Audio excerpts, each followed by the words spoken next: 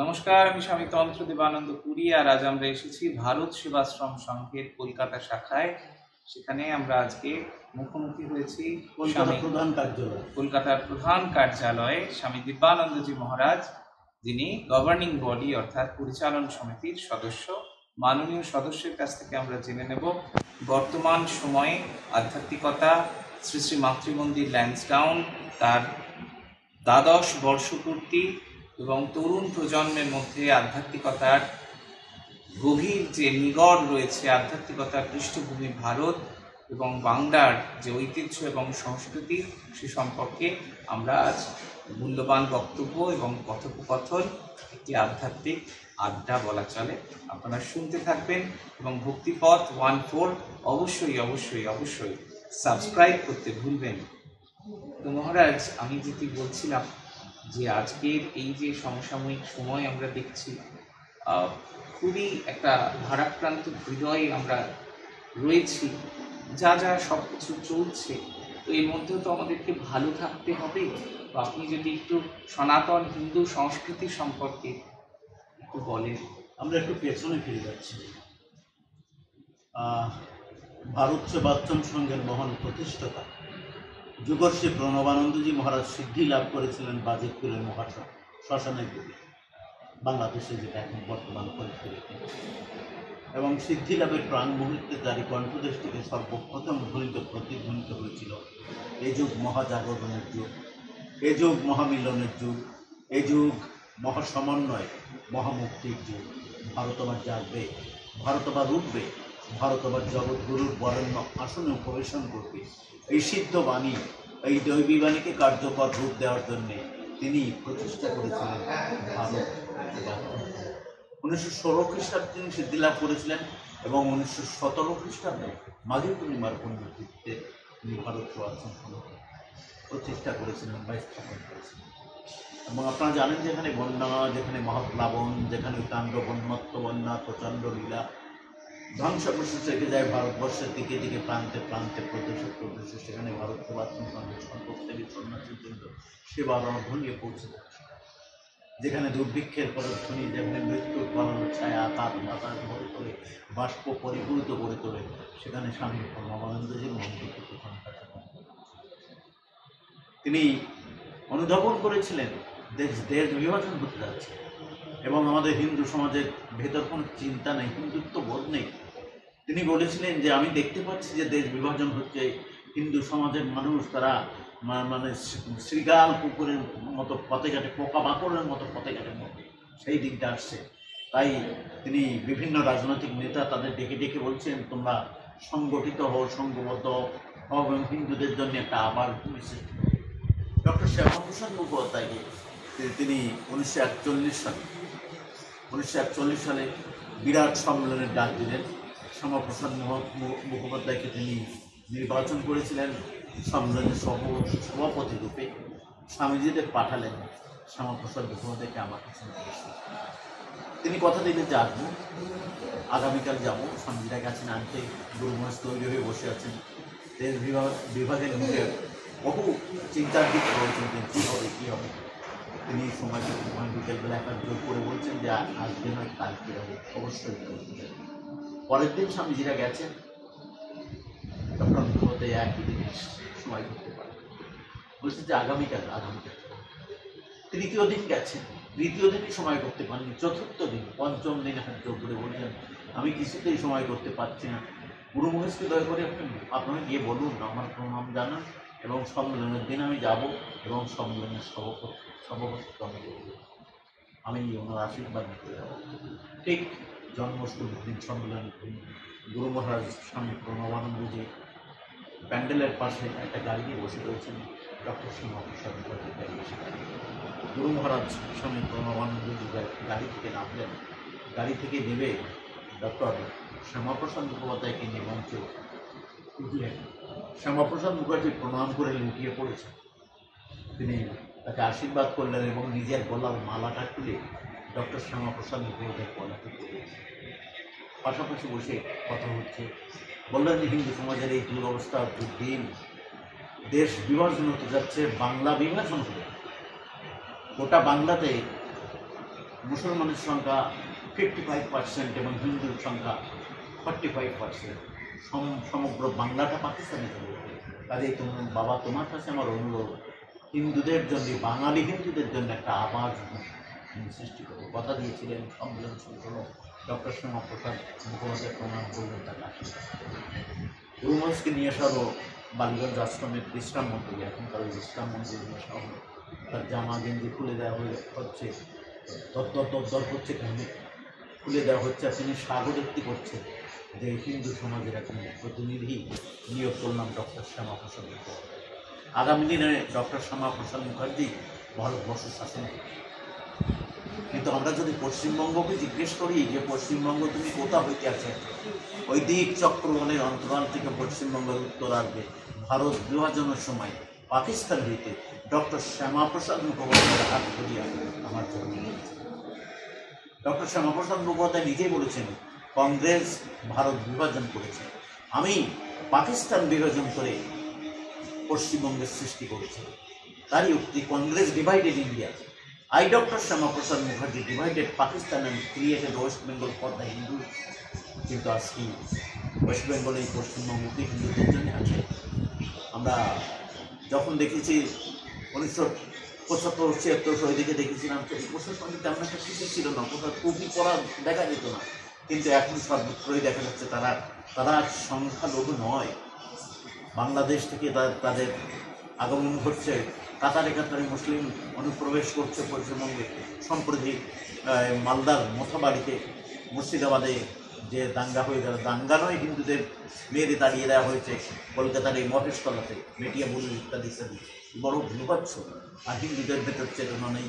আর পশ্চিমবঙ্গের যিনি পরিচালনা করতেন তার কোনো চিন্তা না, তার শুধু ভোট এই কী বলে সম্প্রতি তাদের ভোট পাওয়ার জন্য তাদের ওবিসি ইত্যাদি ইত্যাদি, তাদের বড় বড় অদ্ভুত ব্যাপার। এদের কবে চেতনা হবে, কয়েকদিন সেটা রাজত্ব করবে, তারপর হিন্দু সমাজের কী অবস্থা হবে, এটা চিন্তার বিষয়। যারা চিন্তা করছেন, আর আমরা ভারত সমাজ সঙ্গে সন্ন্যাসী, আমরা যখন হিন্দুত্বের কথা বলি, হিন্দু জাতিকে সংগঠিত, সুসংগঠিত, সংঘবদ্ধ করার কথা বলি, তখন একদল মানুষ মঙ্গলী সম্পদ করে বলেন এটা সাম্প্রদায়িকতা নয় বন্ধু। আমরা বাঁচব কী করে? পৃথিবীতে 58টা মুসলিম রাষ্ট্র রয়েছে, আর 102টো খ্রিস্টান রাষ্ট্র, সম্ভবত আইনত। কাজেই এইরকম পরিস্থিতিতে আমরা প্রায় 40 কোটি হিন্দু, প্রায় 40 কোটি হিন্দু, কিন্তু আমাদের জন্য একটা হিন্দু রাষ্ট্র নেই। পৃথিবীতে 58টা মুসলিম রাষ্ট্র, এত সংখ্যা হিন্দু থাকা সত্ত্বেও আমাদের জন্য একটা হিন্দু রাষ্ট্র নেই। এটাই সব থেকে আশ্চর্য, এটাই। আচ্ছা মহারাজজি, আজকে আমরা শুনলাম সংক্ষিপ্ত ইতিহাস, তার পাশাপাশি আমরা একটু জেনে নিতে চাই যে সনাতন হিন্দু ধর্ম, তার সাফল্য, তার ব্যর্থতা, তার সুরক্ষা, তার অগ্রগতি, এই প্রসঙ্গে তরুণ প্রজন্ম কীভাবে এগোবে, যারা ইয়াং জেনারেশন আছে আমাদের সমাজে, আমাদের হিন্দু সমাজে ইয়াং জেনারেশন। কারণ তারা তো দেবদেবীকে নিয়ে কার্টুন যখন আঁকা হয় বা যখন খারাপ মন্তব্য করা হয়, তারা নীরব থাকে, বা তারা নিজেরাও ইতিহাসটা ভালো করে পড়েনি, তারা জানে না। আমাদের ইয়াং জেনারেশন ভেতর কোনো হিন্দুত্ব চেতনা দেওয়া হচ্ছে না।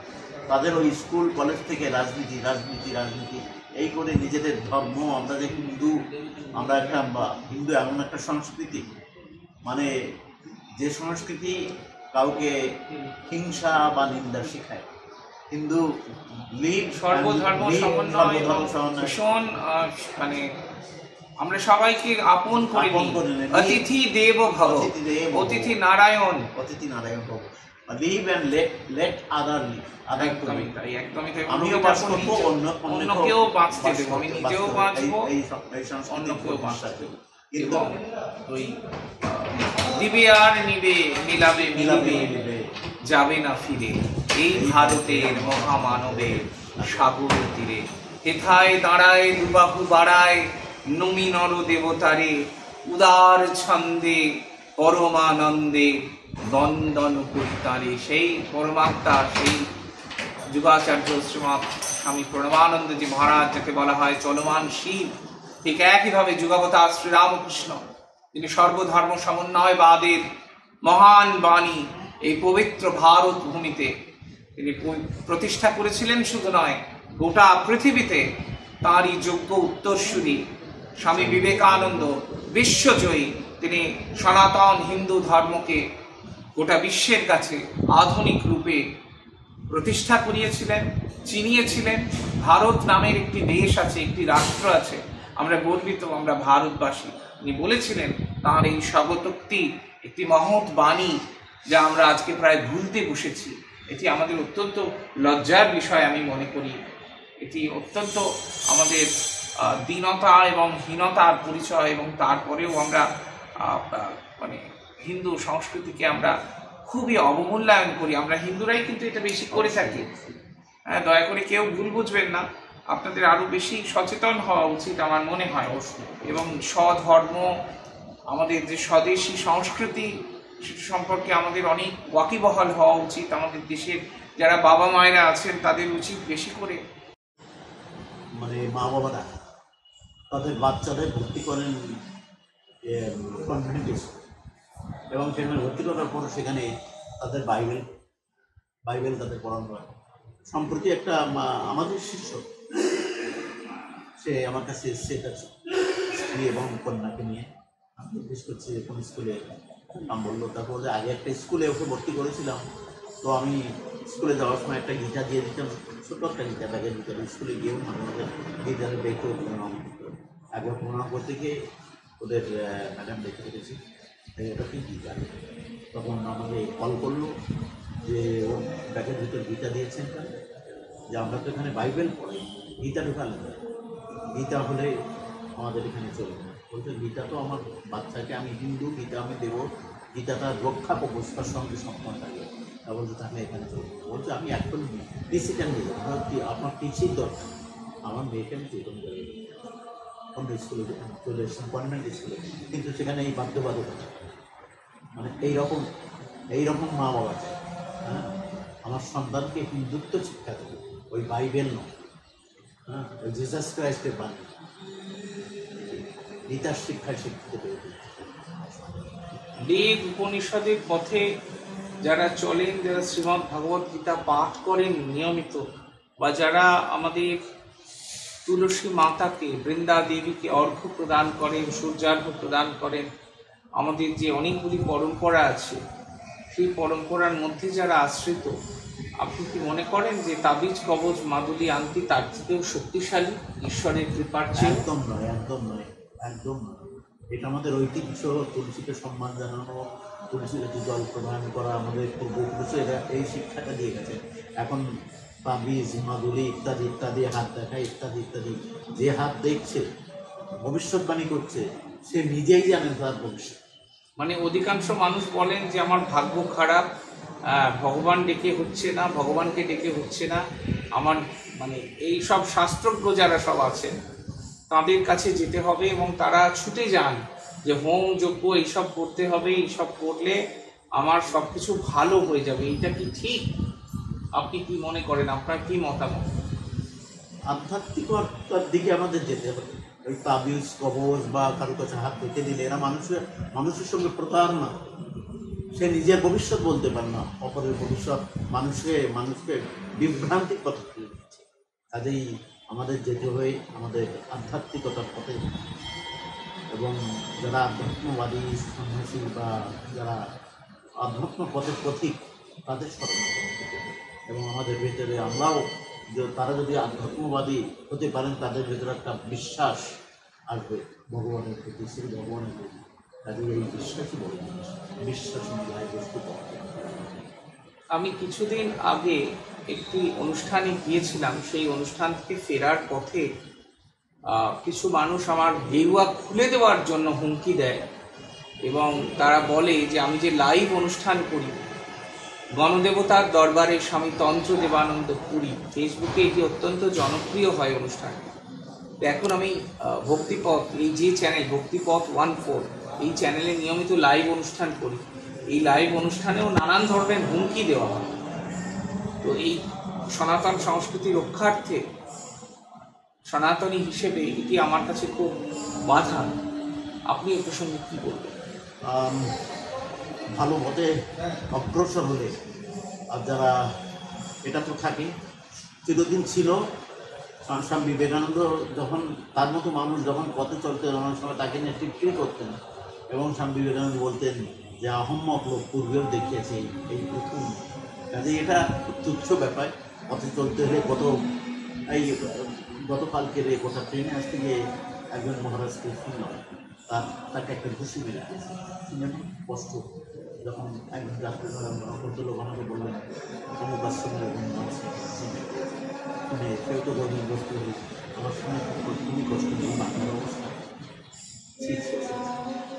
যে বাংলা জন্ম দিয়েছে স্বামী বিবেকানন্দ, যে বাংলা জন্ম রামকৃষ্ণ পরমহংসদেব, যে বাংলাদেশ স্বামী পরমানন্দ, যে বাংলা জন্ম নেতাজি সুভাষচন্দ্র বোস, যে বাংলার জন্ম দিয়েছে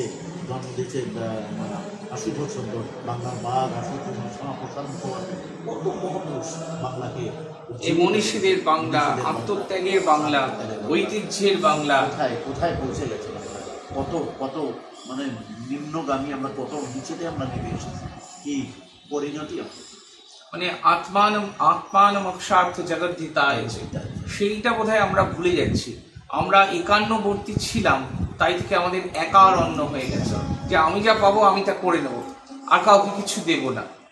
এই একটা অভ্যেস আমাদের মধ্যে, আমাদের বৃদ্ধাবাস বাড়ছে, ছেলে মেয়ে তাদের মা বাবার প্রতি যে কর্তব্য সেটাও করছে না। হ্যাঁ, বিয়ে করলেই তার সেই স্ত্রী তার শ্বশুর শাশুড়িকে কীভাবে থেকে দূরে ইয়ে করবে, এটা তার হাজব্যান্ডকে প্রভাবিত করছে। এই সংকট থেকে বাঁচার উপায় কী বলে আপনি মনে করেন?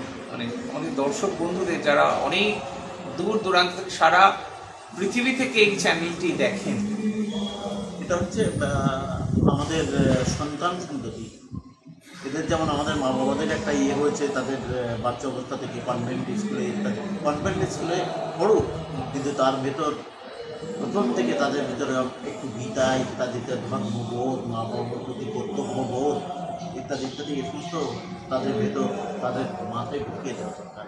মা বাবাকে পিতৃদেব মাতৃদেব আচার্যদেব অতিথিদেব, এই সমস্ত শিক্ষা তাদের তাদের দেওয়া প্রয়োজন, যাতে করে তার ভবিষ্যতে তারাও তো মা বাবা হবে।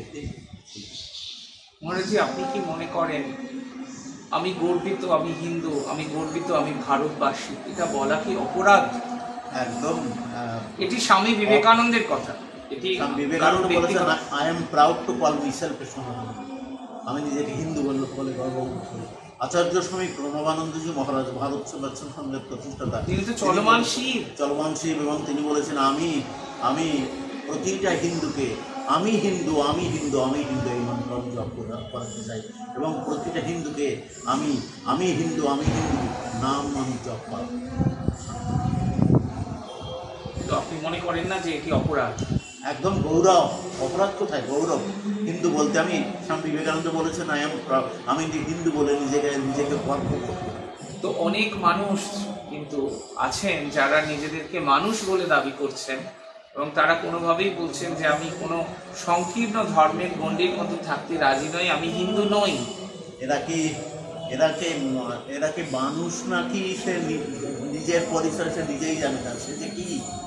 আমার তো মনে হয় এরা একটা অধস্তন স্তরের মানুষ, অধস্তন স্তরের একটা জীব ছাড়া কিছু চেতনাবোধ নেই। মুসলমানদের একটা মুসলমান তারা কখনো বলে না তাদের ধর্মের প্রতি তাদের শ্রদ্ধা রয়েছে, কোরআনের প্রতি তাদের বিশ্বাস রয়েছে, কিন্তু আমাদের এই হিন্দুদের ভিতর কি দুরবস্থা। প্রতিটা হিন্দুর ভিতর সেই হিন্দুত্ব যাবে, তবেই ভারত আবার যাবে। স্বামী প্রণবানন্দজি বলেছেন, এই হিন্দুত্ব বোধ, হিন্দুত্ব চেতনাবোধ, ধর্মবোধ যদি জাগে, মা বাবার প্রতি শ্রদ্ধাবোধ ইত্যাদি ইত্যাদি জাগলে, শিক্ষকের প্রতি শ্রদ্ধাবোধ এটা জাগলে, অতিথিদের প্রতি অতিথি পরায়ণ ইত্যাদি ইত্যাদি ভাবলে, তবেই ভারত জাগবে, ভারত আবার উঠবে, ভারত আবার জগৎ পুজো পরায়ণ প্রবেশন করবে।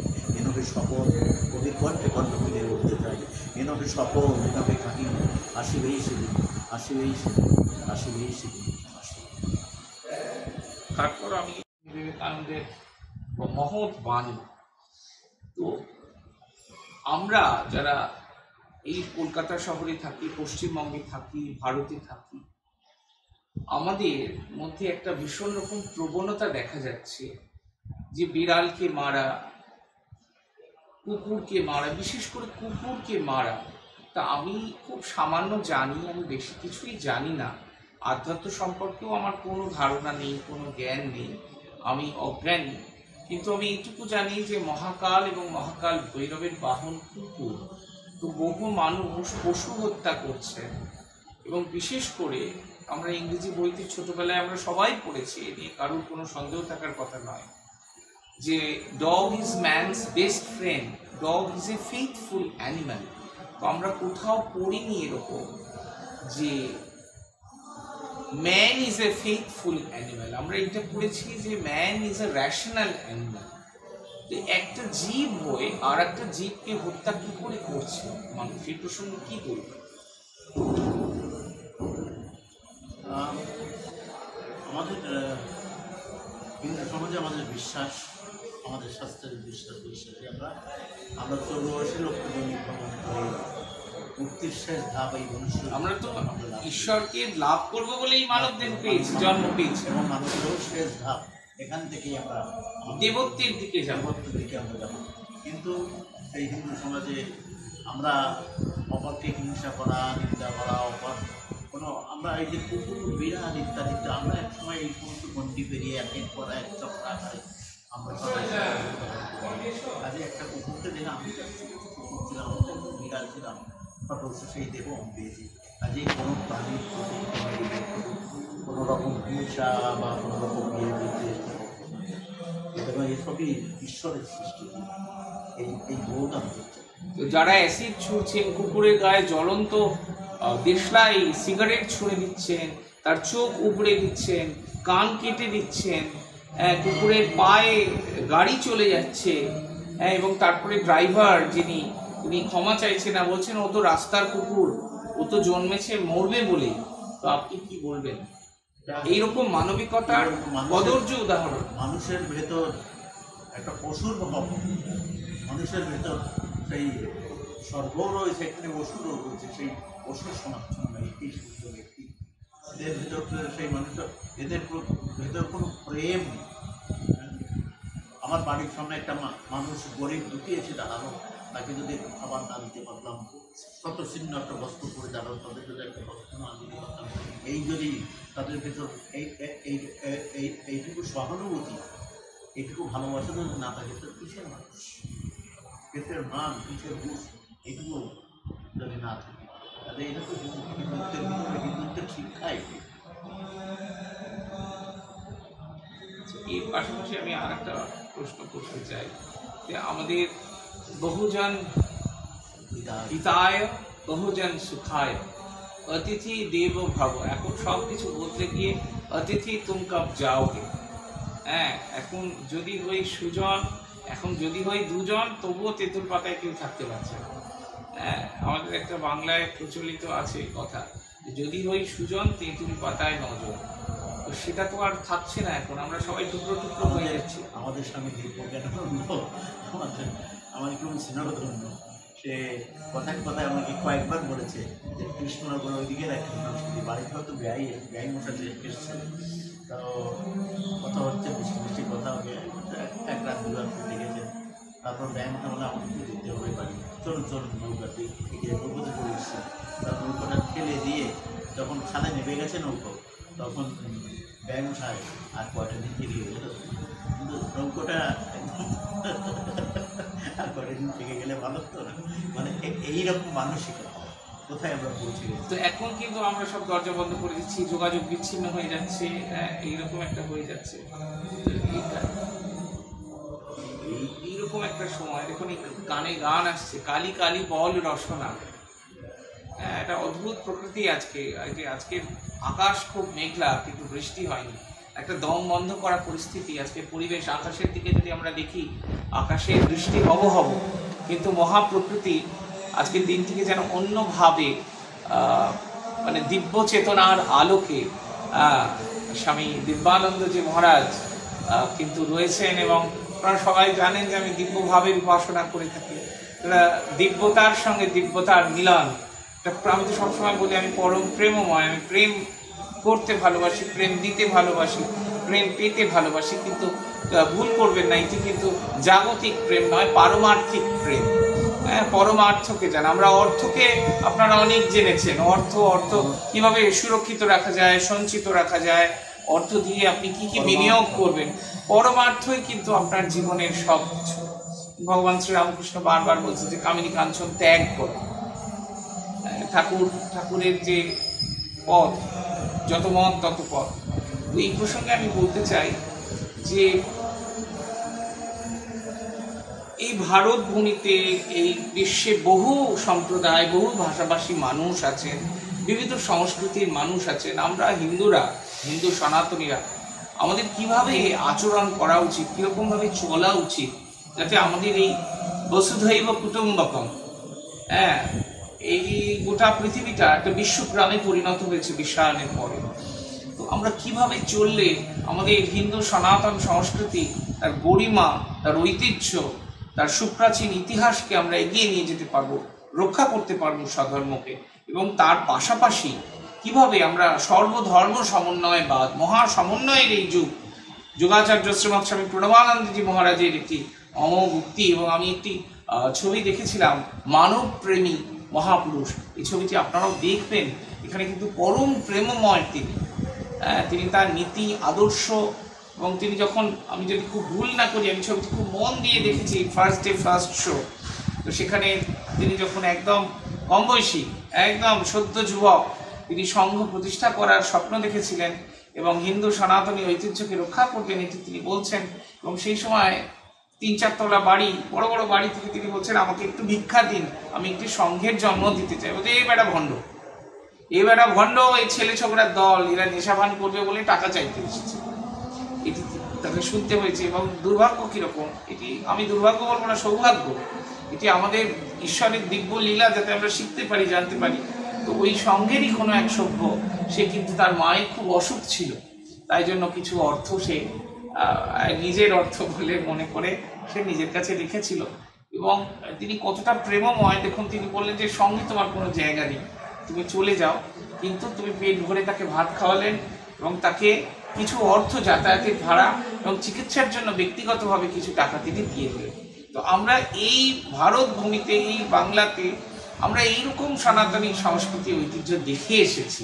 এটা আমাদের ইতিহাস, আমরা সবাই হয়তো জানি না, আপনাদের সবার হয়তো মনে নেই, তবে পারলে আপনারা মানব প্রেমী মহাপুরুষ এটি আপনারা দেখবেন। এই ভিসিডি বোধহয় আছে তো, এখানে পাওয়া যায়, এখানে আপনারা যে কেউ সংগ্রহ করতে পারেন। আর তার পাশাপাশি পাবলিকেশন ডিপার্টমেন্টে আছে, এই পাশাপাশি হয়তো আপনারা অনেকে দেখেওছেন। এটি শুধু বোধ জাগ্রত করার জন্য, বিবেককে উদ্বুদ্ধ করার জন্য, মানবিক মূল্যবোধ জাগ্রত করার জন্য। কারণ হিন্দু সনাতনীরা তারা কিন্তু অতীব সহনশীল, অতীব ক্ষমা সুন্দর, ঈশ্বরীয় গুণ তাদের মধ্যে ভরে ভরে আছে। তো তাই জন্যই অনেকভাবে আমরা আক্রান্ত হই। তো এখন আপনি যদি কিছু বলেন যে আমরা কিভাবে চলবো আগামী দিন, এই নানান রকম দুঃখজনক ঘটনার মধ্যে দিয়ে আমরা যাচ্ছি, তো আমাদের মন মেজাজ কারোর ভালো নেই। আমরা যা আশপাশে দেখছি, শুনছি, আমাদের মনগুলো খুব খারাপ। আমরা খুব বাংলার বড় দুর্দিন বর্তমান, যে বাংলায় যে বড় বড় মহাপুরুষের আগমন ঘটেছিল, সেই বাংলা আজ কোথায় পৌঁছে গেছে, হিন্দুত্বের চেতনা বোধ নেই। মানে সবাই নিজের পরিবার, নিজের সততা নিজের একে আঁকতে ধরতে চাইছে। আর যখন মা বাবা যারা বৃদ্ধ হয়ে যাচ্ছে, তাদের ওই অনেকেই সেই অনাথ আশ্রমে পৌঁছে দিচ্ছে। এই করে করে বাংলার শিক্ষা ক্ষেত্রে বাংলা কোথায় নেমে গেছে, ধর্মক্ষেত্রে, সার্বিক ক্ষেত্রে বাংলার চরম অধঃপতন ঘটেছে। এখানে বড় বড় প্রতিষ্ঠানের জন্ম দিয়েছে স্বামী বিবেকানন্দ, রামকৃষ্ণ সৃষ্টি করেছেন, আচার্য স্বামী প্রণবানন্দজি ভারত সেবা সৃষ্টি করেছেন, নেতাজি সুভাষচন্দ্র তার মা বাবা, আমাদের গুরুময় স্বামী প্রণবানন্দজি মহারাজ শ্যামাপ্রসাদ মুখার্জিও তিনি দীক্ষা দিয়েছেন। এত এত মহাপুরুষের থাকার পরেও এই বাংলাটা এই চরম পর্যায়ে চলে এলো। আমরা কীভাবে আমাদের ধর্মকে মানে কোণঠাসা করে দেবো, হিন্দুদের ভিতরে এই প্রবণতা সর্বত্রই লক্ষ্য করছি, টিভি খুলেই আমরা দেখতে পাই। এবং দিন দিন আমরা ভিতরে শুরু করছি। আমরা যখন ভারতবর্ষ বিভক্ত হয়েছিল, এটা তো শ্যামাপ্রসাদ মুখার্জি সৃষ্টি করেছেন পাল্টা, কিন্তু আর একদিন চিন্তা এসেছে যেভাবে ওদের সংখ্যা যেভাবে বেড়ে চলেছে, আমরা এখানে থাকতে পারি। এটা আমাদের আমাদের দোষেই এটা হচ্ছে, যেহেতু আমাদের যারা হিন্দুত্ববাদী তাদের উদ্দেশ্যে তারা মঙ্গলী সংকেত করে বলছে এরা সাম্প্রদায়িক, এরা হিন্দু ইত্যাদি ইত্যাদি। কিন্তু যেহেতু হিন্দুত্বের চেতনা অবদান, কোথায় যাবো? এটা একটা চিন্তার দিক। তো তরুণ প্রজন্মে যারা একদম সুইসাইড অ্যাটেম্প করতে যাচ্ছে তাদের কি বলবেন?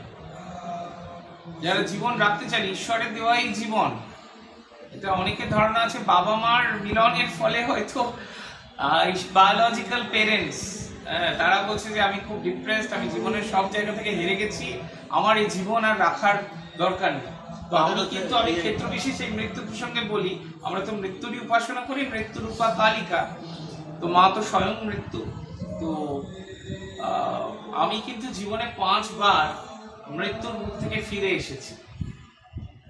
তো এখনো চেষ্টা চলছে আমাকে হত্যা করে, কারণ আমি সবসময় সত্যের পক্ষে দাঁড়িয়েছি। স্বামী বিবেকানন্দের অমোঘ উক্তি আছে যে সত্যের জন্য সবকিছুকেই ত্যাগ করা চলে, কিন্তু কোনো কিছুর জন্যই সত্যকে ত্যাগ করা চলে না। তো আমি একবার প্যারানর্মাল অ্যাটাক হয়, 3 বার অ্যাক্সিডেন্ট হয়, আর একবার আমাকে মেরে ফেলার ছক কষা হয়েছিল খাবারে কিছু মিশিয়ে দিয়ে। ঈশ্বরের পরম কৃপা যে আমার আমি সেই ফিরে পাই জীবন। একদম। তো যারা সুইসাইডাল, কাজে আমাদের যুব সমাজ, যারা মা বাবা যাদের সময় মতো বাচ্চাদের মতো গাইড করতে পারছেন না, মা বাবার কথা না শুনে যারা চলছে, যারা বন্ধু বান্ধবের সঙ্গে মেলামেশা করে, অবাধে মেলামেশা করে, পড়াশোনা হলো না, কিছুই হলো না, জীবনের প্রতি তাদের একটা বিতৃষ্ণা এসে যাচ্ছে। পড়াশোনা হলো না, কিছু হলো না, 2 পয়সায় রোজগার করার ক্ষমতাও নেই, কাজেই বিতৃষ্ণা এসে যায় জীবনের প্রতি। তারপর তারা বাংলাতে এটে করছে, এটা হওয়া উচিত নয়। এই বাংলা তো সেই শিক্ষার বিনয় শিখেছিল, এই বাংলাই ভারতবর্ষের শিক্ষার সর্বপ্রথম স্কুল ছিল, সেইভাবে বাংলা চরম অধপতন সাথে ভগবানের আশীর্বাদ বর্ষিত হোক। আমারই আবার সমন্বয় পুনঃপ্রতিষ্ঠিত, ভারত আবার জগত সভায় শ্রেষ্ঠ আসন পাবে, ধর্মে মহান হবে, কর্মে মহান হবে, নব দিনমণি উদিবে আবার পুরাতন ওই ভুরবে। বলো বলো বলো সবে, শত বিনা বিন্দু রবে, ভারত আবার জগত সভায় শ্রেষ্ঠ আসন। জয় মা। বিবেকানন্দের মহৎ বাণী। তো আমরা যারা এই কলকাতা শহরে থাকি, পশ্চিমবঙ্গে থাকি, ভারতে থাকি, আমাদের মধ্যে একটা ভীষণ রকম প্রবণতা দেখা যাচ্ছে যে বিড়ালকে মারা, কুকুরকে মারা, বিশেষ করে কুকুরকে মারা। তা আমি খুব সামান্য জানি, আমি বেশি কিছুই জানি না, আধ্যাত্ম সম্পর্কেও আমার কোনো ধারণা নেই, কোনো জ্ঞান নেই, আমি অজ্ঞানী। কিন্তু আমি এইটুকু জানি যে মহাকাল এবং মহাকাল ভৈরবের বাহন কুকুর। তো বহু মানুষ পশু হত্যা করছে, এবং বিশেষ করে আমরা ইংরেজি বইতে ছোটবেলায় আমরা সবাই পড়েছি, এ নিয়ে কারোর কোনো সন্দেহ থাকার কথা নয়, যে dog is man's best friend, dog is a faithful animal. তো আমরা কোথাও পড়িনি এরকম যে man is a faithful animal, আমরা এটা পড়েছি যে man is a rational animal. তো একটা জীব হয়ে আর একটা জীবকে হত্যা কি করে করছে মানুষ, এই প্রসঙ্গে কি বলবে? আমাদের হিন্দু সমাজে আমাদের বিশ্বাস, আমাদের শাস্ত্রের বিশ্বাসে আমরা 14 বয়সে লক্ষ্যজনী ভ্রমণ করে মুক্তির শেষ ধাপ এই মনুষ্য। আমরা তো ঈশ্বরকে লাভ করবো বলেই মানব দেহ পেয়েছি, জন্ম পেয়েছি, এবং মানুষেরও শেষ ধাপ এখান থেকেই আমরা দেবত্বের দিকে আমরা যাবো। কিন্তু এই হিন্দু সমাজে আমরা অপরকে হিংসা করা, নিন্দা করা, অপর কোনো কেন আমরা এই যে কুকুর বিড়াল ইত্যাদিতে আমরা এক সময় এই সমস্ত গন্ডি পেরিয়ে একের পর এক চক্র আকারে আমরা সবাই কাজে একটা কুকুরকে দেখে আমি কুকুর ছিলাম, বিড়াল ছিলাম, ফটো সেই দেহ আমি পেয়েছি। কাজে কোনো প্রাণীর কোনো রকম হিংসা বা কোনো রকম বিয়ে দিতে এবং এসবই ঈশ্বরের সৃষ্টি। এই বোধ আমি তো যারা অ্যাসিড ছুঁড়ছেন, কুকুরের গায়ে জ্বলন্ত দেশলাই সিগারেট ছুঁড়ে দিচ্ছেন, তার চোখ উপড়ে দিচ্ছেন, কান কেটে দিচ্ছেন, কুকুরের পায়ে গাড়ি চলে যাচ্ছে, এবং তারপরে ড্রাইভার তিনি ক্ষমা চাইছে না, বলছেন ও তো রাস্তার কুকুর, ও তো জন্মেছে মরবে বলে। তো আপনি কি বলবেন? এইরকম মানবিকতার কদর্য উদাহরণ। মানুষের ভেতর একটা পশুর ভাব, মানুষের ভেতর সেই স্বর্গও রয়েছে, এখানে অসুরও রয়েছে, সেই অসুর সমাচ্ছন্ন একটি সুস্থ ব্যক্তি, এদের ভেতর সেই মানুষের এদের ভেতর কোনো প্রেম নেই। আমার বাড়ির সামনে একটা মানুষ গরিব দুঃখী এসে দাঁড়ালো, তাকে যদি খাবার না দিতে পারলাম, শতচিহ্ন একটা বস্ত্র করে দাঁড়ালো, তাদের যদি একটা বস্ত্র না দিতে পারতাম, এই যদি তাদের ভেতর এইটুকু সহানুভূতি, এইটুকু ভালোবাসা যদি না থাকে, তো কিসের মানুষ, পেটের মান, কিসের বুঝ, এইটুকু যদি না থাকে, তাহলে এটা তো হিন্দুত্বের শিক্ষাই। এর পাশাপাশি আমি আর একটা প্রশ্ন করতে চাই যে আমাদের বহুজন হিতায় বহুজন সুখায় অতিথি দেব ভব, এখন সব কিছু বলতে গিয়ে অতিথি তুম কব যাওগে। হ্যাঁ, এখন যদি হই সুজন, এখন যদি হই দুজন, তবুও তেঁতুল পাতায় কেউ থাকতে পারছে না। হ্যাঁ, আমাদের একটা বাংলায় প্রচলিত আছে কথা, যদি হই সুজন তেঁতুল পাতায় নজন। তো সেটা তো আর থাকছে না, এখন আমরা সবাই টুকরো টুকরো হয়ে যাচ্ছি। আমাদের স্বামী দিব্যজ্ঞানানন্দ আমার খুব স্নেহধন্য, সে কথায় কথায় আমাকে কয়েকবার বলেছে যে কৃষ্ণনগর ওইদিকের একটা সংস্কৃতি, বাড়িতে হয়তো ব্যয় মশাই এসছে, তো কথা হচ্ছে মিষ্টি মিষ্টি কথা হবে, এক রাত দু রাত দেখেছেন, তারপর ব্যয় মশা বলে আমাকে যেতে হবে বাড়ি, চলুন নৌকাতে নৌকোতে চলে এসছে, তার নৌকোটা ঠেলে দিয়ে যখন খালে নেমে গেছে নৌকো, তখন ব্যয় মশাই আর কয়টা দিন থেকে গেল, কিন্তু নৌকোটা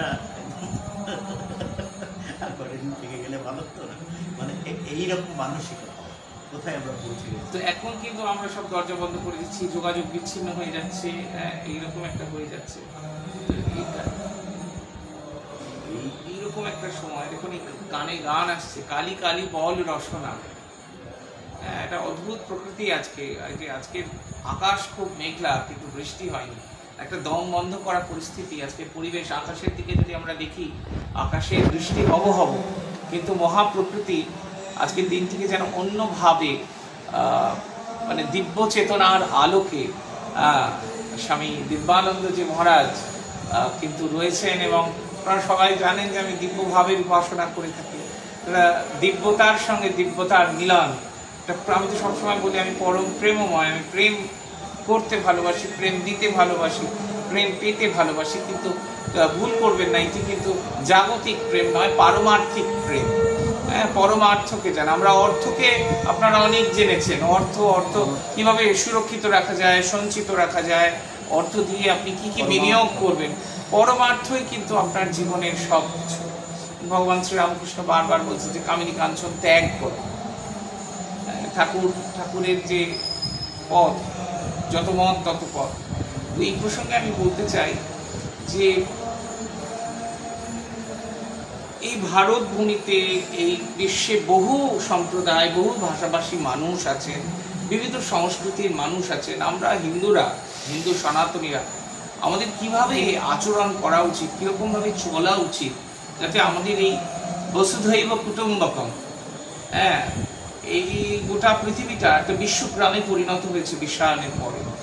তো আমরা কিভাবে চললে আমাদের হিন্দু সনাতন সংস্কৃতি, তার গরিমা, তার ঐতিহ্য, তার সুপ্রাচীন ইতিহাসকে আমরা এগিয়ে নিয়ে যেতে পারবো, রক্ষা করতে পারবো স্বধর্মকে, এবং তার পাশাপাশি কিভাবে আমরা সর্বধর্ম সমন্বয়বাদ, মহা সমন্বয়ের এই যুগাচার্য শ্রীমৎ স্বামী প্রণবানন্দজি মহারাজের একটি অমোঘ উক্তি, এবং আমি একটি ছবি দেখেছিলাম, মানব প্রেমী মহাপুরুষ। এই ছবিটি আপনারাও দেখবেন।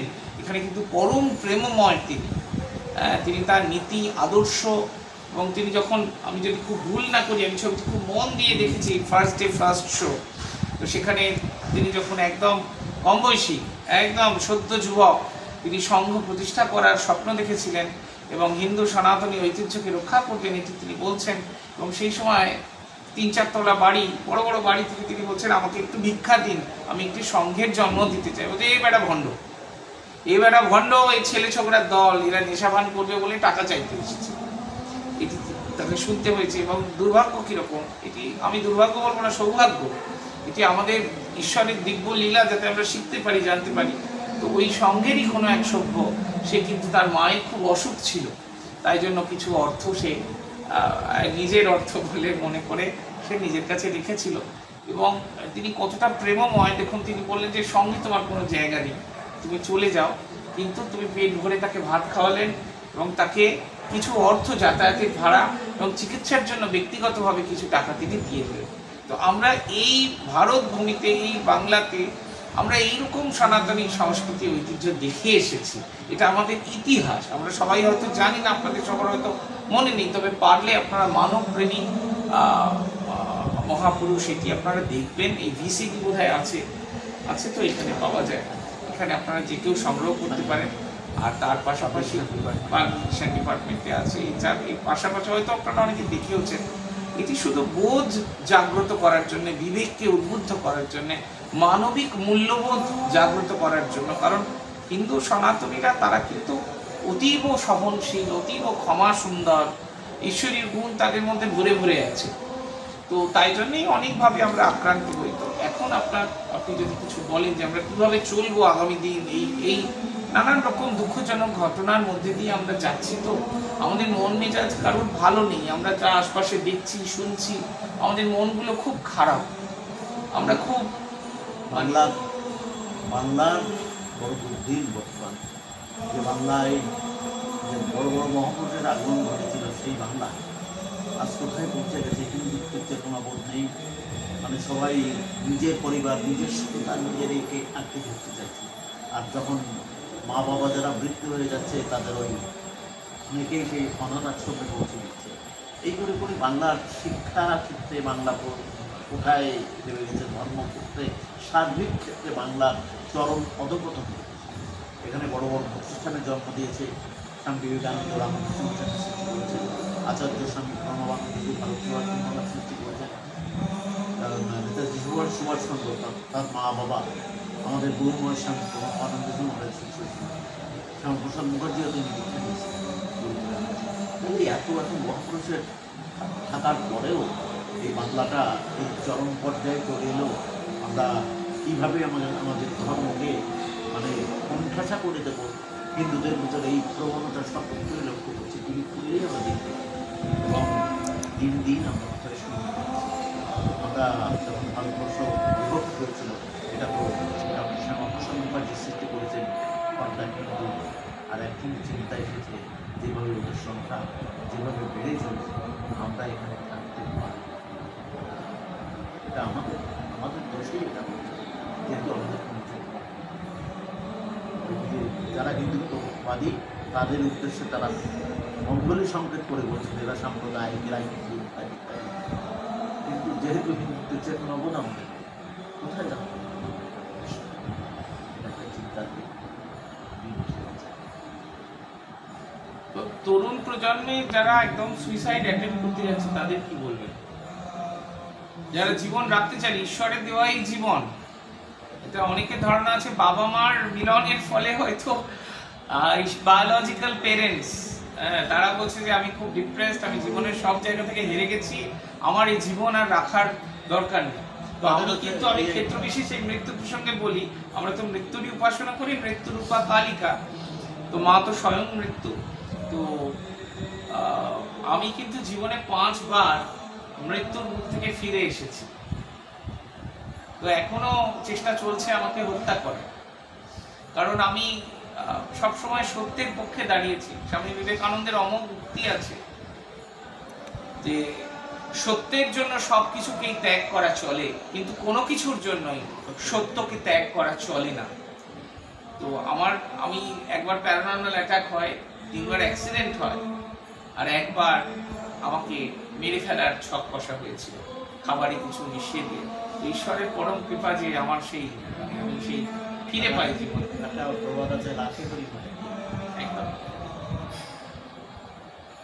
তো যারা সুইসাইডাল, কাজে আমাদের যুব সমাজ, যারা মা বাবা যাদের সময় মতো বাচ্চাদের মতো গাইড করতে পারছেন না, মা বাবার কথা না শুনে যারা চলছে, তারা বন্ধু বান্ধবের সঙ্গে মেলামেশা করে, অবাধে মেলামেশা করে, পড়াশোনা হলো না, কিছুই হলো না, জীবনের প্রতি তাদের একটা বিতৃষ্ণা এসে যাচ্ছে। পড়াশোনা হলো না, কিছু হলো না, 2 পয়সায় রোজগার করার ক্ষমতাও নেই, কাজেই বিতৃষ্ণা এসে যায় জীবনের প্রতি। তারপর তারা কিন্তু বাংলাতে এটাই করছে। এটা হওয়া উচিত নয়। এই বাংলাতেও সেই শিক্ষার লিডারশিপ ছিল। এই বাংলায় ভারতবর্ষের শিক্ষার সর্বপ্রথম স্কুল ছিল, সেইভাবে বাংলা চরম অধপতন সাথে আশীর্বাদ বর্ষিত হোক। পাহাড়ি আবার সমন্বয় ভারত আবার জগত সভায় শ্রেষ্ঠ আসন পাবে, ধর্মে মহান হবে, কর্মে মহান হবে, নবদিনমণি উদিবে আবার পুরাতন ওই ভূরবে।